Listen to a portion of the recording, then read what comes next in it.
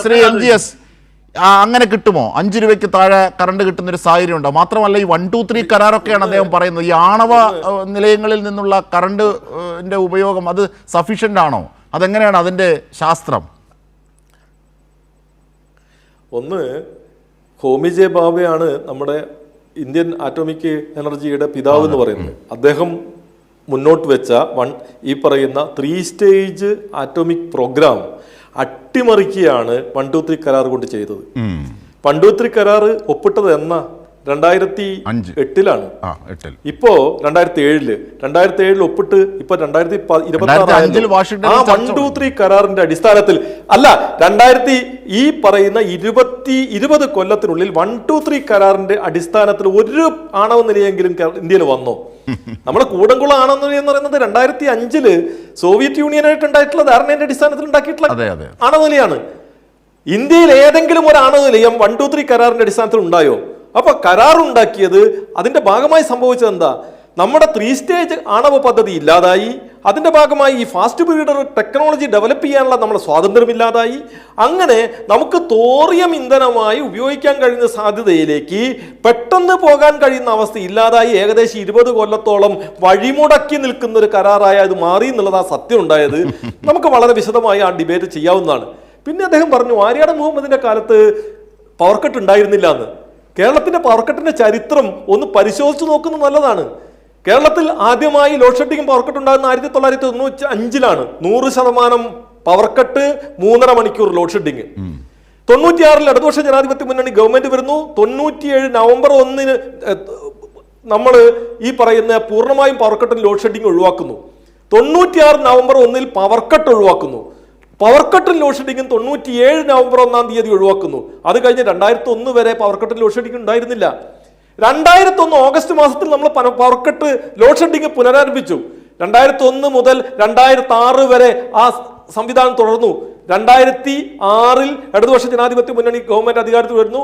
2006 September വരെ ആ മഴക്കാലത്ത് നമുക്ക് പ്രശ്നം ഉണ്ടായില്ല. പക്ഷെ കുറച്ചു കാലം 2006-ൽ നമുക്ക് വീണ്ടും ചെറിയ രൂപത്തിലുള്ള ലോഡ് റെസ്ട്രിക്ഷൻസ് വേണ്ടി വന്നു. പക്ഷേ അത് കഴിഞ്ഞ് ഫെബ്രുവരിയോടുകൂടി നമ്മൾ പൂർണ്ണമായും പവർ കട്ടും ലോഡ് ഷെഡിങ്ങും ഇല്ലാത്ത അവസ്ഥയിലേക്ക് പോയി. 2007 മുതൽ 2011 വരെ. 2011 സീസൺ എന്താ? 2011 നല്ല മഴക്കാലത്താണ് നമ്മൾ വീണ്ടും ലോഡ് ഷെഡിങ് ആരംഭിച്ചത്. 2016 മെയ് മാസം ഇലക്ഷൻ നടക്കുന്ന സമയത്തും ഇവിടെ ലോഡ് ഷെഡിങ് ഉണ്ടായിരുന്നു.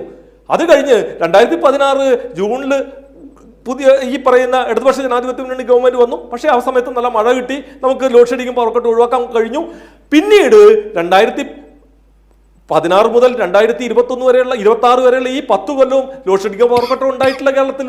അതുകൊണ്ട് പവർ കട്ടും ലോഡ് ഷെഡിങ്ങിനും കൃത്യമായിട്ടുള്ള ഈ വ്യത്യാസം ഉണ്ടായിട്ടുണ്ട്. UDF കാലഘട്ടം പവർ കട്ടിന്റെയും ലോഡ് ഷെഡിങ്ങിന്റെയും കാലഘട്ടവും LDF കാലഘട്ടം അങ്ങനെ അല്ലാത്തതിന്റെയും കാലഘട്ടം എന്ന രൂപത്തിൽ കൃത്യമായി വിഭജിച്ചറിയാൻ കഴിയുന്ന അവസ്ഥ കേരളത്തിൽ ഉണ്ടായിട്ടുണ്ട്. അത് നമ്മൾ മറന്നു പോകരുത് എന്നതാണ് ഈ സന്ദർഭത്തിൽ പറയാനുള്ളത്. പിന്നെ അദ്ദേഹം ഈ പറയുന്ന രൂപത്തിൽ ദീർഘകാല കരാറ് റദ്ദാക്കി. 2015-ലാണ് ഈ കരാറ് വെക്കുന്നത്. കരാറ് പ്രകാരം വൈദ്യുതി കിട്ടിത്തുടങ്ങുന്നത് 2016-ലാണ്. 15-ൽ റെഗുലേറ്ററി കമ്മീഷന്റെ അപ്രൂവലിന് വേണ്ടി ശ്രമിച്ചു. അന്ന് ആ റെഗുലേറ്ററി കമ്മീഷൻ അപ്രൂവൽ കൊടുത്തില്ല. അന്ന് UDF ഗവൺമെന്റ് നിയമിച്ച TM മനോഹരൻ റെഗുലേറ്ററി കമ്മീഷൻ ചെയർമാനായിട്ടുള്ള റെഗുലേറ്ററി കമ്മീഷനാ. ആ കമ്മീഷൻ അതിന് അനുമതി നൽകിയില്ല.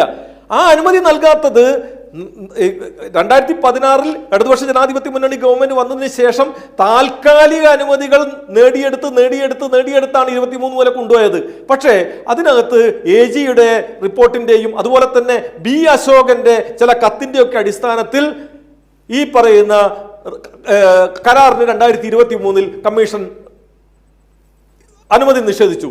അപ്പോൾ ഉണ്ടായ പ്രതിസന്ധിയെയും കേരളം നേരിട്ടു. 2023-ൽ കരാറില്ലാതായിട്ടും 26 വരെ ലോഡ് ഷെഡിങ്ങോ പവർ കട്ട് ഉണ്ടായില്ല. 2016-ൽ 3000 മെഗാവാട്ട് ഡിമാൻഡ് ഉണ്ടായിരുന്നത് ഇപ്പം 6000 മെഗാവാട്ട് ഡിമാൻഡ് ആയിട്ടും നമ്മൾ പവർ കട്ടോ ലോഡ് ഷെഡിങ്ങോ ഇല്ലാതെ മുന്നോട്ട് പോയി. ഇത് കൃത്യമായ ഇച്ഛാശക്തിയോട് കൂടിയുള്ള ഗവൺമെന്റിന്റെ ഇടപെടലിന്റെ ഭാഗമായിട്ടാണ്. അപ്പൊ കേരളത്തിലെ വൈദ്യുതി പ്രതിസന്ധി പരിഹരിക്കുന്നതിന് കേരളത്തിനുള്ളിൽ മാത്രം വൈദ്യുതി ഉൽപ്പാദിപ്പിച്ചുകൊണ്ട് കഴിയും, ആ നിലയ്ക്ക് സ്വയം പര്യാപ്തത കൈവരിച്ചുകൊണ്ട് കഴിയും എന്ന അഭിപ്രായം വ്യക്തിപരമായി എനിക്കില്ല. നമുക്ക് എല്ലാ സാധ്യതകളെയും ഉപയോഗിക്കണം. പക്ഷെ അത്തരം സാധ്യതകൾ ഉപയോഗിക്കുന്നതിന് അതിന് പറ്റുന്ന രാഷ്ട്രീയമായ ഇടപെടൽ ഉണ്ടാവണം. ഇന്ത്യയിൽ ഇപ്പോൾ 5,15,000 മെഗാവാട്ട് ഉൽപാദന ശേഷിയുണ്ട്. ഇന്ത്യയിലെ ഇന്ന് വരെ ഉണ്ടായിട്ടുള്ള ആകെ പീക്ക് ഡിമാൻഡ് എന്ന് പറയുന്നത് 2,60,000 മെഗാവാട്ടിൽ താഴെയാണ്, 70,000 മെഗാവാട്ടിൽ താഴെയാണ്. എന്ന് പറഞ്ഞാൽ നമ്മുടെ കപ്പാസിറ്റി 5,10,000, നമുക്കുണ്ടായിട്ടുള്ള മാക്സിമം ഡിമാൻഡ് 2,70,000. അപ്പം നമുക്ക് സപ്ലൈ ഉണ്ട്, ഡിമാൻഡ് അതിന്റെ പകുതിയേ വരുന്നുള്ളൂ. പക്ഷേ വലിയ ക്രൈസിസ് രാജ്യത്തുണ്ട്. ഇതെന്തുകൊണ്ടാ? അതിന്റെ കാരണം 1991 നടപ്പാക്കിയിട്ടുള്ള സ്വകാര്യവൽക്കരണത്തിന്റെ ഭാഗമായി ഇന്ത്യയിലെ വൈദ്യുതി ഉൽപാദനത്തിന്റെ ഏകദേശം 60% ഇപ്പം അദാനിയുടെയും അംബാനിയുടെയും ടാറ്റയുടെയും കയ്യിലാണ്. ഈ കമ്പനികൾ വൈദ്യുതി ഉൽപ്പാദിപ്പിച്ചാലാണ് ലാഭം കിട്ടുമെങ്കിൽ വൈദ്യുതി ഉൽപ്പാദിപ്പിക്കും. ഉൽപ്പാദിപ്പിക്കാതെ മറിച്ച് വെച്ച് അത് ഉൽപാദന കേന്ദ്രങ്ങൾ ഉൽപാദനം നടത്താതെ വെച്ചാലാണ് ലാഭം കിട്ടുമെങ്കിൽ അങ്ങനെയും ചെയ്യും.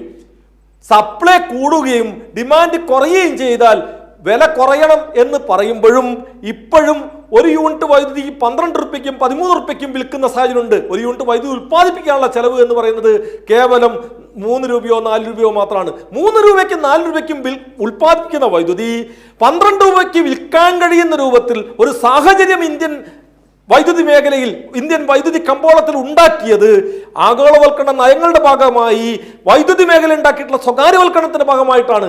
യഥാർത്ഥത്തിൽ ഇന്ത്യൻ വൈദ്യുതി കമ്പോളം എന്ന് പറയുന്നത് ഒരു കരിഞ്ചന്തയാണ്. ആ കരിഞ്ചന്തയോട് പോരാടുക എന്നതാണ് യഥാർത്ഥത്തിൽ ഈ പ്രശ്നം പരിഹരിക്കുന്നതിന് വേണ്ടത്. അതിൻ്റെ അകത്ത് കൃത്യമായ രാഷ്ട്രീയമുണ്ട്. ആ രാഷ്ട്രീയം കൂടിയാണ് കേരളത്തിലെ വൈദ്യുതി പ്രതിസന്ധി സൃഷ്ടിച്ചിട്ടുള്ളത് എന്ന് നമുക്ക് കാണേണ്ടതുണ്ട്. തീർച്ചയായും.